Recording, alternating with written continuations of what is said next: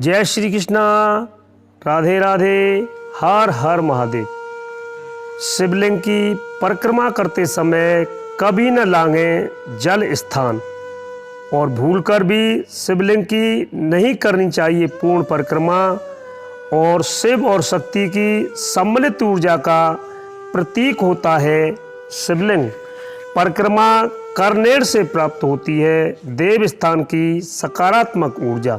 मित्रों, ईश्वर की आराधना करने के कई तरीके हैं, उन्हीं में से एक है परिक्रमा, जिसका अर्थ होता है अपने इष्ट के चारों ओर गोलाकार घूमते हुए ईश्वर की शरण में जाना।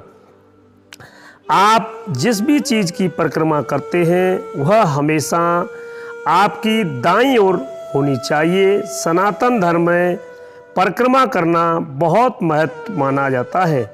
परिक्रमा कई तरह से की जाती है। मंदिर की परिक्रमा, किसी वृक्ष की परिक्रमा, तीर्थ स्थान की परिक्रमा, देवी देवताओं की प्रतिमाओं की परिक्रमा और गिरिराज महाराज की परिक्रमा आदि।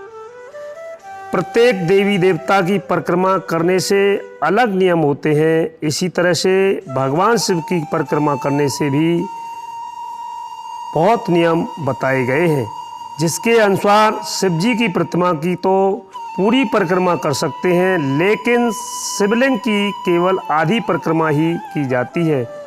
यदि इन नियमों का उल्लंघन किया जाए तो परिक्रमा का फल प्राप्त नहीं होता है और आपको समस्याओं का सामना करना पड़ सकता है।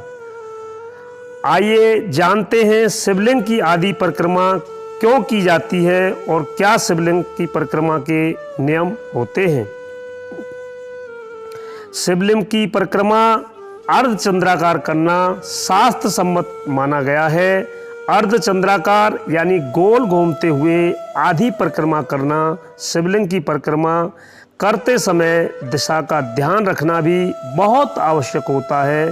शिवलिंग की परिक्रमा हमेशा बाईं ओर से आरंभ करके जलधारी तक जाकर विपरीत दिशा में लौटकर दूसरी ओर से फिर से परिक्रमा पूर्ण करें। इस बात का ध्यान रखें कि शिवलिंग की परिक्रमा कभी भी दाईं ओर से नहीं करनी चाहिए और शिवलिंग की परिक्रमा करते समय जल स्थान या जलधारी को लांघना वर्जित होता है।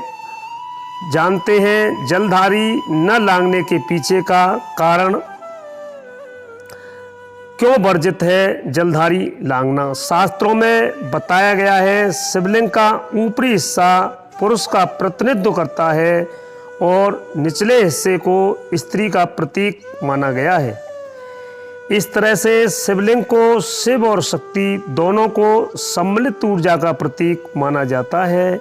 शिवलिंग पर अभिषेक करने के बाद जिस स्थान से जल प्रवाहित होता हो इसे जलधारी, निर्मली या फिर सोमसूत्र भी कहा जाता है।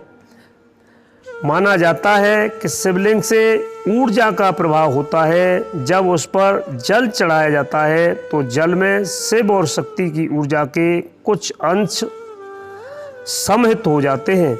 इसलिए जल को परिक्रमा करते समय या फिर अनजाने में जलधारी को लांघ लेता है तो उसके पैरों के मध्य से होते हुए ऊर्जा शरीर में प्रवेश कर जाती है, जिसके कारण व्यक्ति को वीर्य या रज संबंधित स्वास्थ्य सेवाएं हो सकती हैं। मित्रों, शिवलिंग से निकलने वाली ऊर्जा बहुत ही गर्म और शक्तिशाली होती है। यही कारण है कि शिवलिंग के ऊपर सदैव एक कलश लगा होता है, जिससे पानी की बूंदें शिवलिंग पर गिरती रहती हैं। और यही कारण है कि घर में शिवलिंग रखना भी वर्जित माना जाता है। इसके अलावा यदि आप घर में शिवलिंग रखते भी हैं तो उसके कई नियम और मर्यादाएं होती हैं, जिनका निर्वहन घर में करना बहुत कठिन होता है।